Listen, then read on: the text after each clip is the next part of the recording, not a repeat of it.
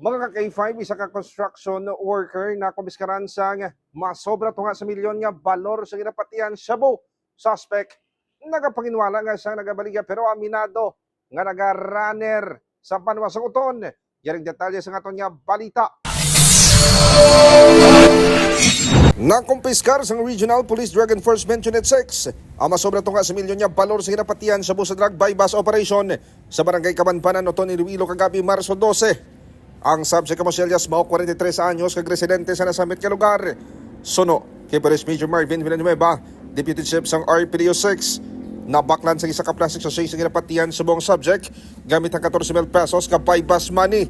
Na-recover ang 80 gramo nga kabugusan sa ginapatian sa bukang 578,000 pesos ang balor. Sunod sa isa ka bulan ang monitoring sa suspect kag sa nasambit nga banwa sa nagabaligya.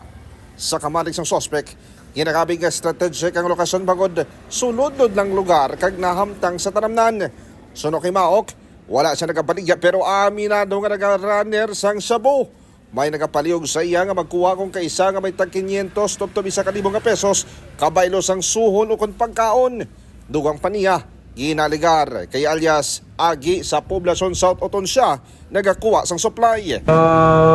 Ga-engage sa illegal activities which is kabaligya sang Shabu. That's why nagkataon sa validation and then fortunately nakakapagkatak sa bypass buong gabi. Kag sa karon mga ka-K5 na isa sa kustodiya sang kapulisan kag natalan nga pasakaan sang kaso kapag lapas sa Republic Act 9165 o kanang Comprehensive Dangerous Drugs Act of 2002. Ako naman si K5 Aaron Repoyo para sa Kampiyon na Balita sa Serbisyo Publiko kang Kalingawan sa Iloilo, K5 News FM. Balita ang ginadulong sa inyo sang DTX Coffee Mix. Himo sa natural nga sangka pareho sang amarkuso, chia seeds, sugared cane extract powder. DTX Coffee Mix. Nakakapi ka na, naka-detox ka pa. DTX Coffee Mix. Mabakal sa mga butika.